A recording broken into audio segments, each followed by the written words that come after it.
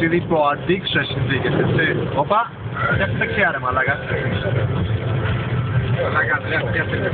Κανείς σου να έχω βιντεοσκόπηση μαλάκα το θάνατό μας, Μαλάκα. Θα έχουμε ντοκουμέντα. Να δούμε σε βιντεοσκόπηση πώς σκοτωθήκαμε μαλάκα.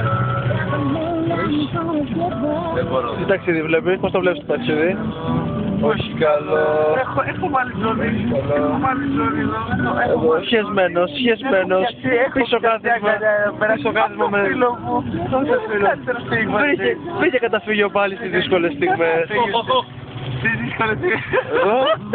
Πρέπει ο Ανδρέας για να φτάσει Μεσόγειο Βλαβής να φτάσει στο διοικητικές ικανότητες του Μίκαελ Σουμάχερ. Αλλιώς δεν θα φτάσουμε καλά στην Πάτρα. Βλέπετε, παλεύει με τα ανάποδα τιμόνια και τα χειρόφρενα. 7.000 μποφόρκα γραμμένο σχεδόν, μαλάκα, δεν βλέπουμε τίποτα μπροστά μας, μαλάκα, θα σκοτωθούμε ανά πάσα στιγμή, μαλάκα, γίνεται της πουτάνας, μαλάκα, η μαλάκα, γίνεται κάτι εξαγαμμένη, μαλάκα, δεν βλέπουμε μπροστά μας τίποτα. Εδώ κολαπεραμένα μάτια, μαλάκα. Δεν βλέπουμε τίποτα μπροστά μας, με έλξιτο. Just with instinct. Ακούτε τι γίνεται η βροχή.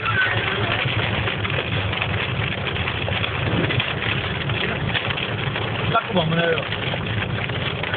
Αυτό είναι θάλασσα το νερό. Δεν είναι άλλο.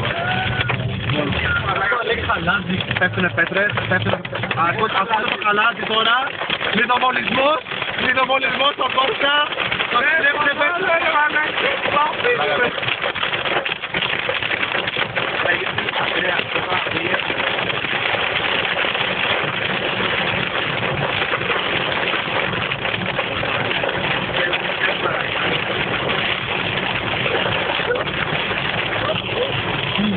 Τι γίνεται.